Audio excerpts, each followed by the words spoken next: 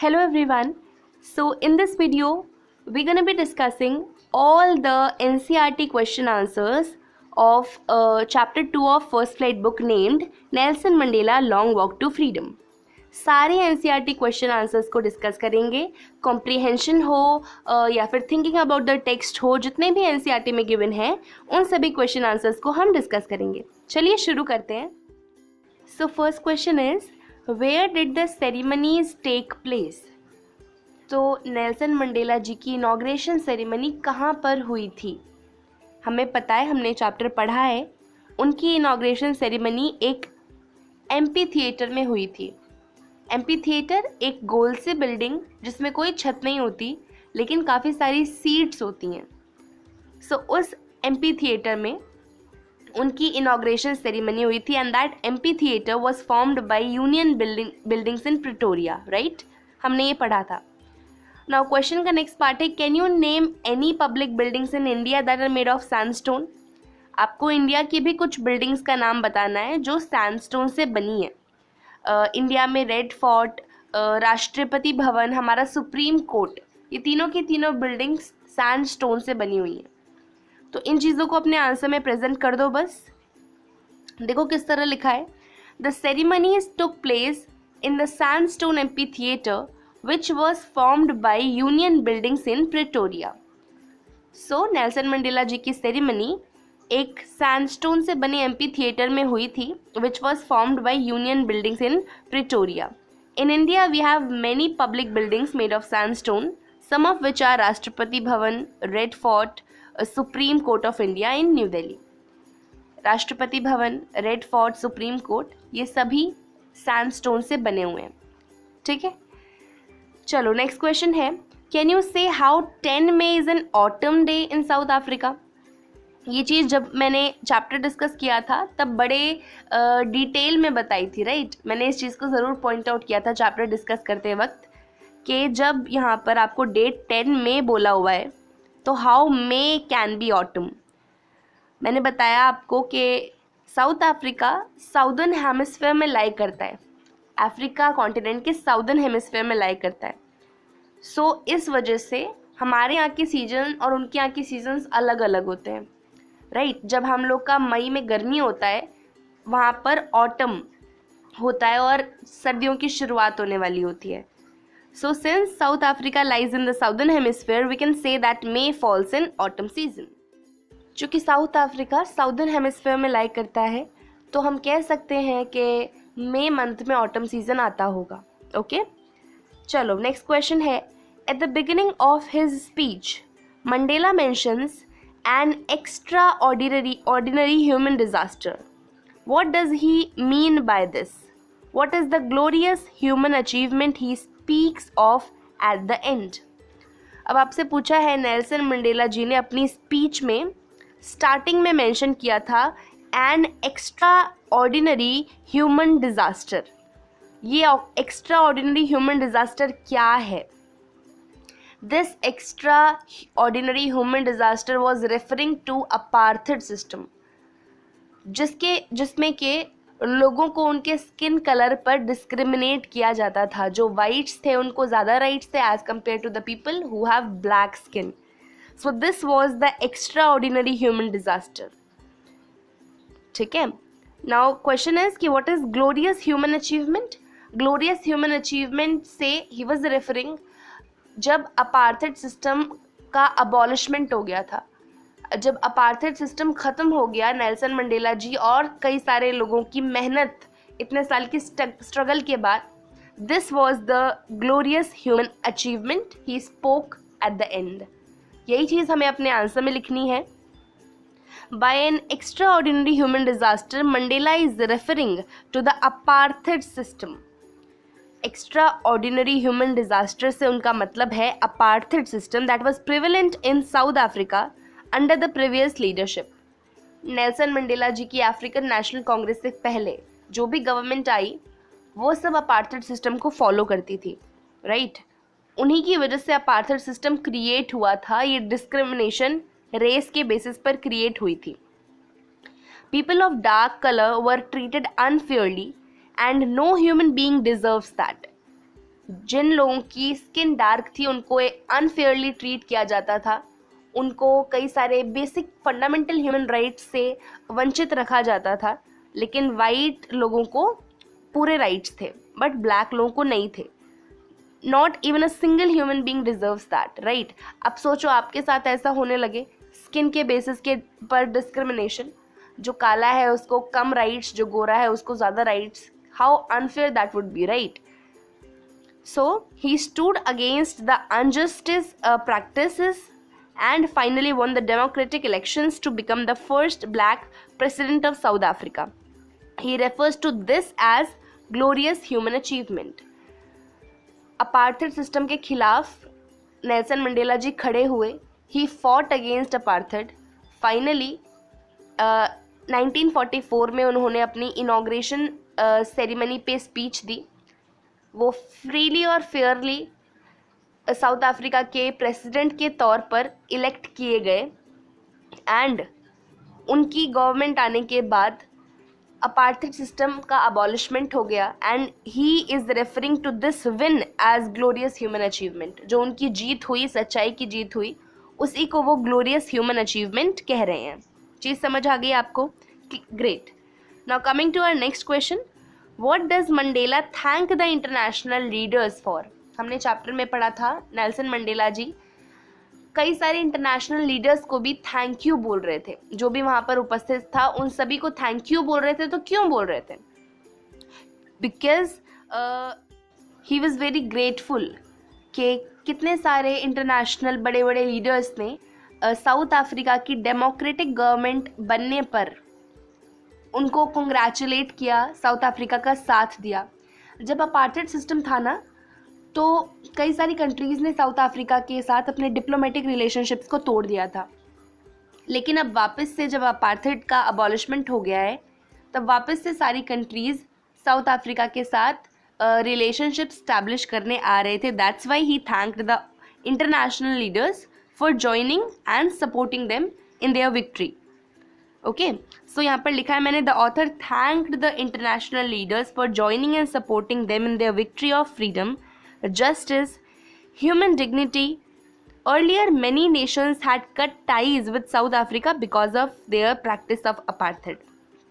पहले अपार्थेड के चक्कर में कई सारे कंट्रीज़ ने अपना डिप्लोमेटिक रिलेशनशिप्स को साउथ अफ्रीका के साथ तोड़ दिया था. अब वापस से कंट्रीज़ आ रही हैं साउथ अफ्रीका के साथ रिलेशनशिप स्टैब्लिश करने के लिए.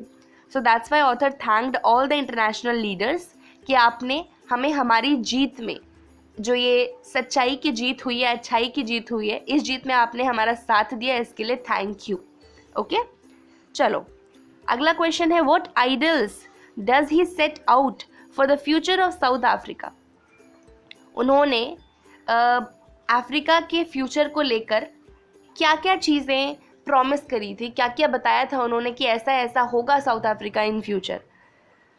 सो he was newly elected president of South Africa, है ना, नए नए सत्ता में आए थे वो. नेल्सन मंडेला ने कहा था कि जितनी भी ये डिस्क्रिमिनेशन वाली प्रैक्टिसेस हैं हमारी कंट्री में और पॉवर्टी है हमारे लोगों में, उन सब चीज़ों को मैं ख़त्म करने वाला हूँ. ही सेड कि मैं अपनी कंट्री को पॉवर्टी फ्री बनाऊँगा, इनजस्टिस फ्री बनाऊँगा, डिस्क्रिमिनेशन फ्री बनाऊँगा. किसी भी तरह से हमारी कंट्री में एक इंसान को दूसरे से अलग नहीं समझा जाएगा, ना जेंडर के बेसिस पे, ना कास्ट के बेसिस पे, ना एज के बेसिस पे, रेस के बेसिस, किसी भी बेसिस पे कोई डिस्क्रिमिनेशन अब नहीं होगा. So as the newly elected president of South Africa, Nelson Mandela wanted to liberate the country of all the unjust practices. So he was newly elected president और south Africa से सारी की सारी खराब और ब्रूचुअल प्रैक्टिसेस को ख़त्म करना चाहते थे. He set out ideals for a country which was free of poverty, discrimination and injustice. He set कि साउथ अफ्रीका को मैं पॉवर्टी फ्री करूँगा, डिस्क्रिमिनेशन फ्री करूँगा और इनजस्टिस फ्री करूँगा. Okay, now coming to our sixth question, what do the military generals do? How has their attitude changed? Military generals ने क्या किया और उनका एटीट्यूड किस तरह से चेंज हुआ और क्यों चेंज हुआ? सो हमने चैप्टर में पढ़ा था कि मिलिट्री ऑफिसर्स ने ही नेल्सन मंडेला जी को उठाकर सीधा जेल में डाल दिया था फॉर 27 ईयर्स, लेकिन अब वो मिलिट्री जर्नल्स ही नेल्सन मंडेला जी को सैल्यूट कर रहे हैं. They are supporting the newly formed democratic government of South Africa. तो ये चीज़ उनकी लॉयल्टी को दर्शाता है कि जो मिलिट्री है वो नई बनी हुई गवर्नमेंट के प्रति कितनी लॉयल है. Okay, so the military generals saluted Nelson Mandela and promised their support to the newly formed democratic government of South Africa. Military generals ने नेल्सन मंडेला जी को सैल्यूट किया और अपनी एक तरह से लॉयल्टी शो करी. They also promised their support to the newly formed democratic government of South Africa. उन्होंने ये मेक श्योर कराया नेल्सन मंडेला जी को कि मिलिट्री इस नई बनी हुई डेमोक्रेटिक गवर्नमेंट के साथ है. Their attitude has changed because earlier they were under the Ryuk of white supremacy. Military officers का एटीट्यूड नेल्सन मंडेला जी के प्रति चेंज हुआ क्योंकि पहले ये जो मिलिट्री ऑफिसर्स थे ये वाइट सुप्रीमेसी के अंडर काम करते थे. जो वाइट सुप्रीमेसी बोलेगी वही मिलिट्री ऑफिसर्स को करना पड़ेगा. तो इस वजह से नेल्सन मंडेला जी क्रिमिनल ना होते हुए भी नेल्सन मंडेला जी को मिलिट्री वालों ने अरेस्ट कर लिया था क्योंकि वाइट सुप्रीमेसी ने कहा था. But now that government has been abolished and the new freely and fairly elected democratic government has been established in South Africa. तो अब इसलिए military officers Nelson Mandela ji को सैल्यूट कर रहे हैं. जिन्होंने कभी उन्हें अरेस्ट किया था वही आज उन्हें सैल्यूट कर रहे हैं. During that rule they would have arrested Mandela as he was considered to be a criminal. White supremacy जब सत्ता में थी तब नेल्सन मंडेला जी को मिलिट्री वालों ने अरेस्ट कर लिया था क्योंकि वाइट सुप्रीमेसी ने कहा था. Now, with the abolition of apartheid and the formation of new democratic government, their attitude has also changed. अब apartheid खत्म हो गया और नई गवर्नमेंट बनी तो इस वजह से मिलिट्री ऑफिसर्स का भी एटीट्यूड नेल्सन मंडेला जी के प्रति चेंज हो गया. क्लियर? चलो नेक्स्ट क्वेश्चन है, Why were two national anthems sung? So on the day of inauguration ceremony दो नेशनल एंथम्स क्यों बज रहे थे? ये दो नेशनल एंथम्स जिनमें से एक ब्लैक्स का था एक वाइट्स का था, ये दिखाता है कि वहाँ पर वाइट और ब्लैक लोगों में इक्वालिटी है. पूरी कम्युनिटी को मतलब एक कम्युनिटी दूसरी कम्युनिटी को पूरी रिस्पेक्ट करती है. ये चीज़ शो कर रहे थे वो दो national anthems. So the two national anthems of the blacks and other of the whites were sung symbolising equality and respect for entire community irrespective of their colour.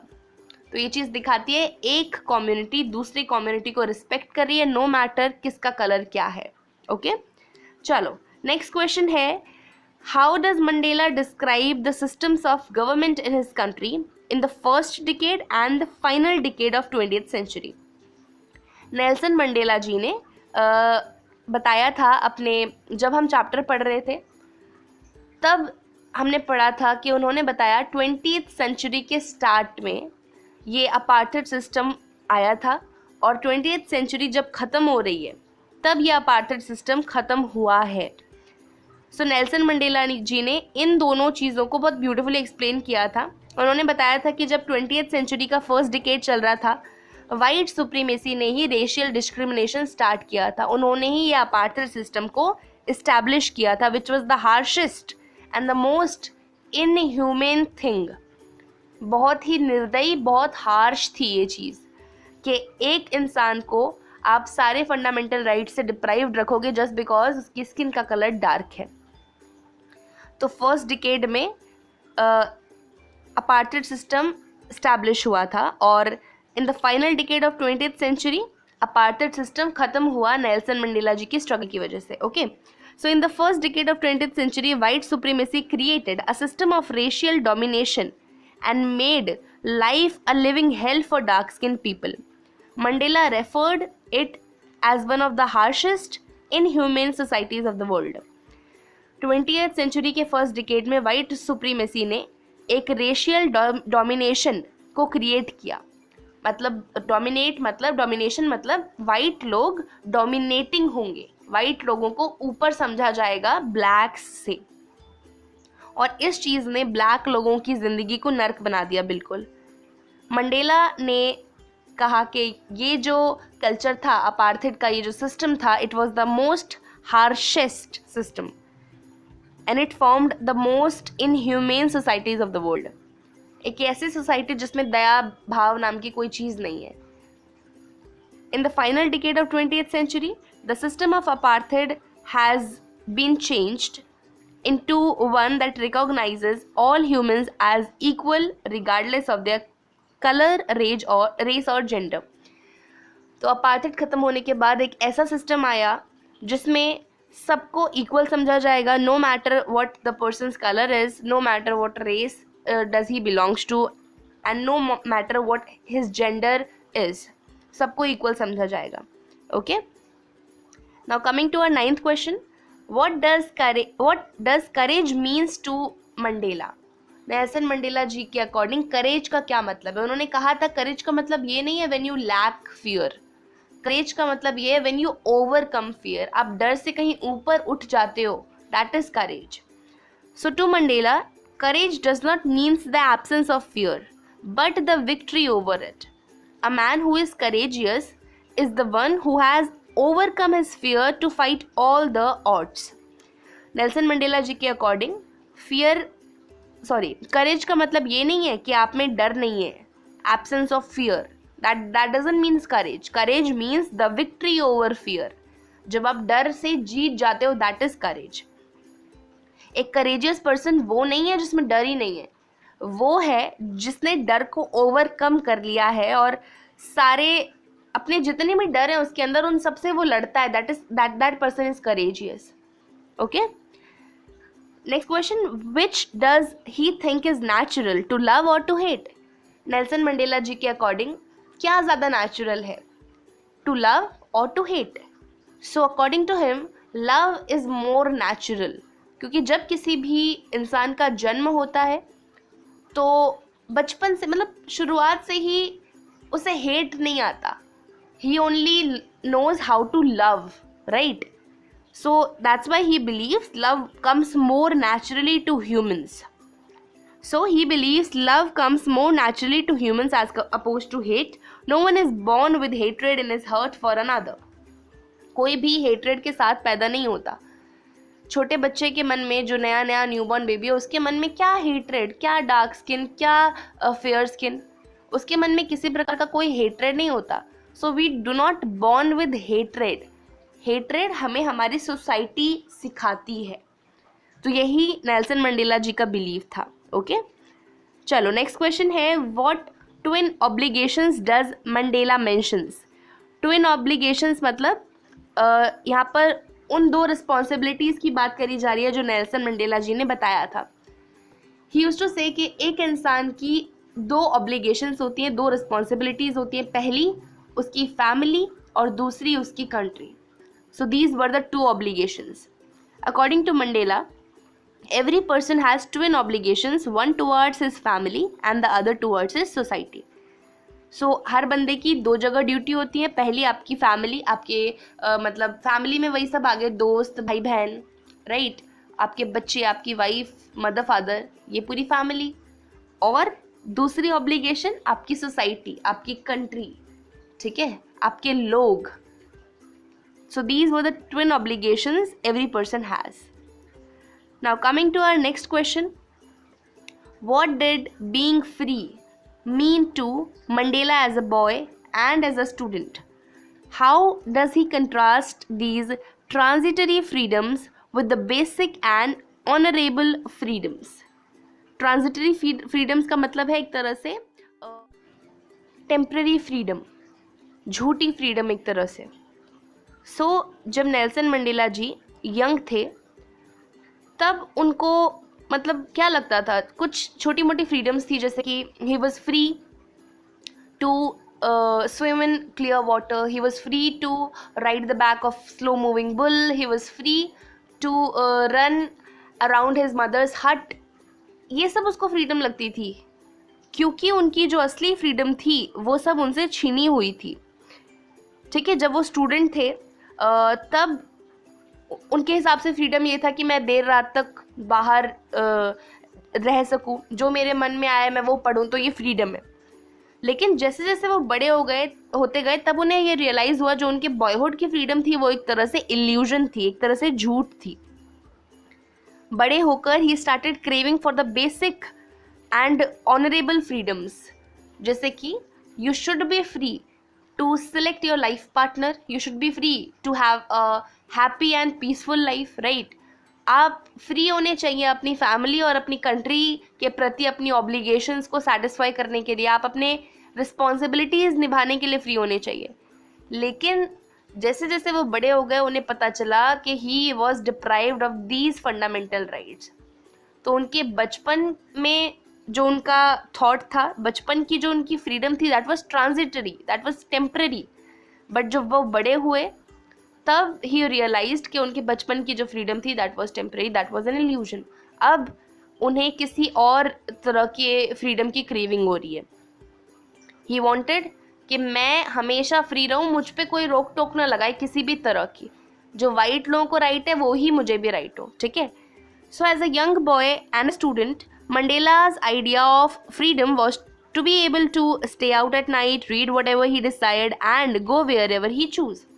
तो जब वो यंग थे एज अ स्टूडेंट, उनके लिए freedom क्या था? उनके लिए फ्रीडम ये था कि मैं रात को देर तक बाहर रह सकूं, जो मेरा मन आए वो मैं पढूं, जहां मेरा मन आए वहां मैं जाऊं। On growing up as a man, he realized that these were transitory freedoms. जब वो बड़े हुए तब उन्हें इस चीज़ का एहसास हुआ कि ये सारी टेम्पररी फ्रीडम्स थी। He was looking for because their basic and honorable freedoms had been taken away. और नेल्सन मंडेला जी को इन छोटी मोटी फ्रीडम्स की क्रेविंग क्यों थी? क्योंकि उनकी बेसिक फंडामेंटल फ्रीडम्स ही उनसे छीनी जा चुकी थी। There was no liberty to have peaceful marriage, family and life. आप अपनी मर्जी से शादी नहीं कर सकते, अपनी मर्जी से अपनी फैमिली नहीं चुन सकते, अपना लाइफ पार्टनर नहीं चुन सकते। You can not have a peaceful life at all. Dark skin people were deprived of their fundamental rights, for them freedom was an illusion. जो डार्क स्किन के लोग थे उनके लिए फ्रीडम एक तरह से धोखा था, क्योंकि उनको कोई भी फंडामेंटल राइट्स नहीं थे। They were deprived of all the basic fundamental rights. Okay, so coming to our next question now, does Mandela think the oppressor is free? Why or why not? तो oppressor का मतलब होता है the person who oppresses someone. मैंने आपके ऊपर जुल्म ढाए, I am the oppressor and you are oppressed. जिसके ऊपर जुल्म होते हैं that is oppressed and I am oppressor. So according to Nelson Mandela, neither oppressor nor the oppressed is free. दोनों में से कोई भी फ्री नहीं होता। अब आप सोचोगे कैसे?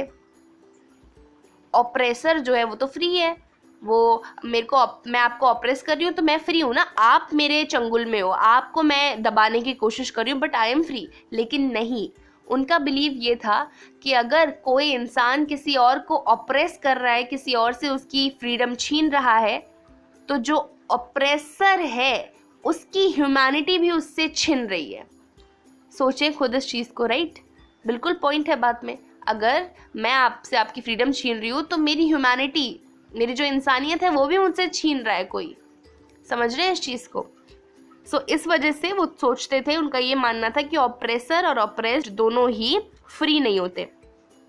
According to Mandela, the oppressor is as much a prisoner as the oppressed. उनके अकॉर्डिंग ऑप्रेसर और ऑप्रेस्ड दोनों ही प्रिजनर्स हैं, दोनों ही किसी न किसी सलाखों के पीछे बंद है। As soon as former robs the oppressed of their freedom, he himself gets robbed of his humanity. अगर मैंने आपसे आपकी फ्रीडम छीनी तो मेरे से मेरी इंसानियत छिन गई। That's why he thinks that oppressor too is not free. तो according to Nelson Mandela, oppressor और oppressed दोनों में से कोई भी फ्री नहीं होता। चलो, why did such a large number of international leaders attend the inauguration? What did it signify? तो यहाँ से आपके थिंकिंग अबाउट द टेक्स्ट वाले क्वेश्चन स्टार्ट हो रहे हैं। अभी तक हमने कॉम्प्रिहेंशन किए थे, अब ये थिंकिंग अबाउट द टेक्स्ट जो लॉन्ग क्वेश्चन होते हैं वो स्टार्ट हो रहे हैं। सो क्वेश्चन है पहला कि इनॉग्रेशन सेरेमनी में इतने सारे लीडर्स क्यों आए थे, and what this thing is signifying, इतने सारे लोगों का आना क्या चीज़ सिग्निफाई कर रहा है। तो इतने सारे लीडर्स, इंटरनेशनल लीडर्स इसलिए आए थे because they wanted to celebrate the end of apartheid. Apartheid खत्म होने पर साउथ अफ्रीका के साथ है सब लोग, ये दिखाने के लिए वो सभी आए हुए थे। और दिस थिंग इज सिग्निफाइंग कि इतने साल की हार्डवर्क, इतने साल की मेहनत फाइनली रंग लाई। जो गलत चीज़ थी उसके ऊपर सही की जीत हुई, जैसे कि हमेशा ही होता है। ऑल द टाइम लगता है लेकिन सही चीज़ हमेशा जीतती है। So this thing is showing that, okay. At the inauguration ceremony, there were large number of international leaders to celebrate the end of apartheid system and to display their support to South Africa. काफ़ी सारे international leaders आए थे, बड़े बड़े दूर दूर से, काफ़ी सारी कंट्रीज से, जस्ट टू शो कि हाँ ये जो न्यूली और फ्रीली इलेक्टेड गवर्नमेंट है साउथ अफ्रीका की, हम इसके साथ हैं। वापस से हम साउथ अफ्रीका के साथ अपने डिप्लोमेटिक रिलेशनशिप्स को स्टैब्लिश करेंगे। ये जो साउथ अफ्रीका में अपार्थेड सिस्टम खत्म हुआ है, इसको हम भी सेलिब्रेट करेंगे। It signified the triumph, triumph मतलब होता है जीत। It signified the triumph of justice over prejudice, courage over fear and right over wrong. तो ये चीज़ अन्याय के ऊपर न्याय की जीत है, डर के ऊपर करेज की जीत है, और गलत के ऊपर सही की जीत है, ओके। चलो नेक्स्ट क्वेश्चन है, what does Mandela mean when he says he is simply the sum of all those African patriots who had gone before him? Nelson Mandela ji जब कह रहे हैं कि he is simply the sum of all those African patriots, what does he mean? तो when he was saying that, उनका मतलब था कि उनके पहले जितने भी अफ्रीकन लीडर्स थे जो अपार्थेड के खिलाफ लड़े, उन सभी की वजह से आज साउथ अफ्रीका अपार्थेड से मुक्त हो पाया है। ये सिर्फ नेल्सन मंडेला जी की मेहनत नहीं है, सिर्फ वो नहीं ले रहे इस चीज़ का क्रेडिट। वो कह रहे हैं कि इतने सारे साउथ अफ्रीकन लीडर्स थे, इतने करेजियस लोग, उन्हीं की वजह से आज ये अपार्थेड सिस्टम ख़त्म हो रहा है। Mandela wanted to thank the generations before him who fought for justice. He gathered his courage from these brave heroes and it is because of that he fought fearlessly for what is right. So Mandela wanted to thank generations before him. कई सारे लोगों को he wanted to thank, उनसे पहले कई सारे लोग ऐसे थे who fought for justice, जिन्होंने न्याय के लिए लड़ाई करी। He gathered his courage from these brave heroes. इन बहादुर लोगों से नेल्सन मंडेला जी को करेज मिलता था और इन्हीं की वजह से उन्होंने एकदम बिना डर के लड़ाई करी, बिना डर के अन्याय के खिलाफ उन्होंने आवाज़ उठाई और जो सही था सिर्फ उसके लिए लड़ते रहे। Thus he referred to himself as simply the sum of all those African patriots that had gone before him. That's why he is saying कि मैं अकेला नहीं हूँ इस लड़ाई में, मेरी वजह से ही नहीं हुआ सब कुछ। कई सारे अफ्रीकन पेट्रियोट्स थे जिनसे मुझे करेज मिला और मैं डटा रहा, सच का साथ दिया मैंने, ठीक है। हमारा 16th क्वेश्चन है अब, would you agree that depths of operation create Heights of character? पहले हम इस चीज़ को समझते हैं कि इसका मतलब क्या है। What is depth of operation, Heights of character, what does that mean?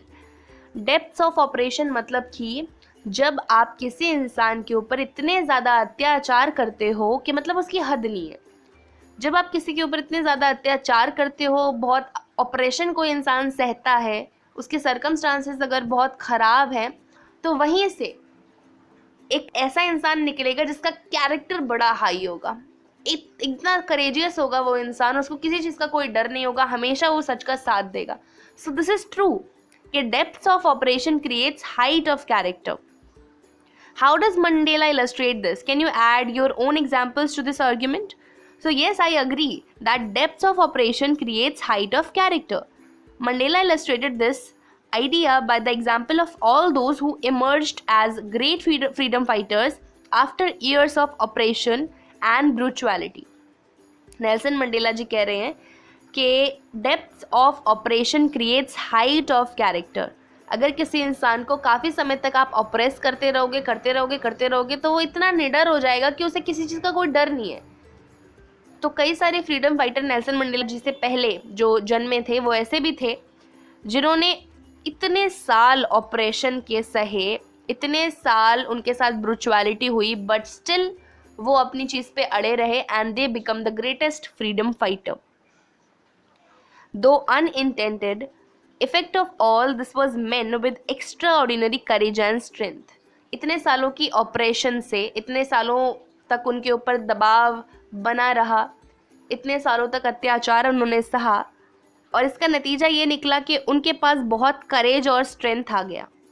One of the greatest examples is of our own country where our people were exploited under British rule for about 200 years. सबसे बढ़िया हमारा country का example, 200 साल तक British ने हमारे ऊपर rule किया, इतना ज़्यादा ऑपरेशन किया, but still we had freedom fighters like Bhagat Singh, Pandit Jawaharlal Nehru, right, Sardar Vallabhbhai Patel. इतने सालों के ऑपरेशन के बाद भी इतने बड़े बड़े फ्रीडम फाइटर्स हमें मिले. सो दिस इज ट्रू कि depth of oppression creates height of character. चलिए, ये क्वेश्चन आपको समझ आ गया होगा, आई होप. नेक्स्ट क्वेश्चन की ओर बढ़ते हैं. How did Mandela's understanding of freedom change with age and experience. ऐसा ही एक क्वेश्चन हमने पहले भी डिस्कस किया है कि उनके बॉयहुड की फ्रीडम और उनके बड़े होने के बाद जो उनकी फ्रीडम की समझ थी वो कैसे कंट्रास्टिंग थी. सेम क्वेश्चन है, बस लैंग्वेज थोड़ी सी बदली हुई है. How does Mandela's understanding of freedom change with age and experience. Age और एक्सपीरियंस के साथ उनकी फ्रीडम की अंडरस्टैंडिंग किस तरह चेंज हुई, तो इसमें भी आपने वही आंसर लिखना है. So, as a young boy and student, Mandela's idea of freedom was to be able to stay out at night, read whatever he decided, and go wherever he chose. On growing up as a man, he realized that these were transitory freedoms he was looking for because their basic and honorable freedoms were taken away. There was no liberty to have a peaceful marriage, family, and life. Dark-skinned people were deprived of their fundamental rights. For them, freedom was an illusion. जब Nelson Mandela जी एक student थे तब उनके लिए freedom का मतलब था कि बाहर जब चाहो तब जाओ, जितने रात तक मन करे उतने रात तक रुको, जो भी मन करा वो पढ़ो, जहाँ मन करे वहाँ जाओ. जब वो बड़े हुए तब उन्हें रियलाइज हुआ कि ये सारी टेम्पररी फ्रीडम थी. It was an illusion. Now when he was grown up, he was looking for basic and honourable freedoms. ठीक है, बेसिक फंडामेंटल राइट्स उन्हें चाहिए थे कि अपनी मर्जी से मैं अपनी फैमिली चुन सकूं, अपनी मर्जी से मैं अपने कंट्री को सर्व कर सकूं, जो मैं चाहूं मैं वो कर सकूं. ठीक है, ऐसा तो था नहीं. अपार्थाइड सिस्टम की वजह से डार्क स्किन लोग जो थे उनको बेसिक फंडामेंटल राइट्स भी नहीं मिलते थे. ओके, तो यही सेम क्वेश्चन है, हमने पहले भी डिस्कस किया था, वही सब चीज़ें लिखनी है आपने, इसलिए मैंने ज़्यादा डिटेल में एक्सप्लेन किया नहीं. चलो अपने लास्ट क्वेश्चन की ओर बढ़ते हैं. How did Mandela's hunger for freedom change his life. तो नेल्सन मंडेला जी की जो ये फ्रीडम की भूख थी, इसने किस तरह से उनकी लाइफ को बदल दिया. इस फ्रीडम की भूख की वजह से ही वो इतने बड़े हस्ती बन पाए. इस फ्रीडम की भूख की वजह से he became the first black president of South Africa. जब वो छोटे थे तब उन्हें तो पता था कि मतलब वो ही इज़ फ्री, क्योंकि तब उस वक्त जिस कम्युनिटी से वो बिलोंग करते थे उसमें ज़्यादा कोई रिस्ट्रिक्शंस और रूल्स और रेगुलेशंस नहीं थे. लेकिन जैसे जैसे वो बड़े होते गए वैसे वैसे उन्हें ये रियलाइज़ हुआ कि उनके बचपन की फ्रीडम एक तरह से इल्यूजन थी. जब उन्हें फ्रीडम नहीं मिली, he started craving for freedom. फिर उन्होंने देखा कि हर वो इंसान जो उनकी तरह दिखता है, मतलब जिसकी भी डार्क स्किन है, हर इंसान डिप्राइव्ड है बेसिक फंडामेंटल राइट्स से. इस वजह से उनको और क्रेविंग होने लगी, अपने लिए भी और साथ साथ में अपने लोगों के लिए भी. ही क्रेव्ड फॉर फ्रीडम, और इसी क्रेविंग की वजह से, इसी हंगर की वजह से वो एक इतनी बड़ी हस्ती बने थे. Once Nelson Mandela realized his hunger for freedom has changed his life forever. It transformed him from a family man to a man of his people, and a frightened man into a bold one. He built his entire life around fighting for the basic fundamental rights for his community. He was more selfless and virtuous than ever. So, इस hunger ने Nelson Mandela ji की ज़िंदगी को पूरी तरह से बदल दिया. एक इंसान जो फैमिली लविंग था वो अब ऐसा इंसान बन गया है जिसको लोग बहुत प्यार करते हैं. वो एक बहुत अच्छा लीडर बन चुका है। एक ऐसा इंसान जो काफ़ी डरा डरा रहता था वो अब बहुत बोल्ड बन चुका है। अब उन्होंने अपनी पूरी ज़िंदगी काट दी अपार्थाइड के खिलाफ लड़ते लड़ते, अपने लोगों को अपनी मतलब बेसिक फंडामेंटल राइट्स दिलवाने के लिए उन्होंने अपनी पूरी ज़िंदगी न्यौछावर कर दी। He was less selfless now. उनको अब कोई मोह नहीं था किसी चीज़ का ना। He was very family loving, लेकिन अब वो एक साधु की तरह रहने लग गए थे। He was living like monk. अब वो बहुत सेल्फलेस है और ही इज़ वेरी विट्रस, बहुत जेनरस, बहुत विट्रस। तो इस हंगर ने उनकी लाइफ को पूरी तरह से चेंज कर दिया था। ठीक है, इसी के साथ हमने सारे के सारे क्वेश्चन आंसर्स को डिस्कस कर लिया एनसीईआरटी के। हमने थिंकिंग अबाउट द टेक्स्ट भी कर लिए और जो कॉम्प्रिहेंशन चैप्टर के बीच बीच से होते हैं वो भी कर लिए।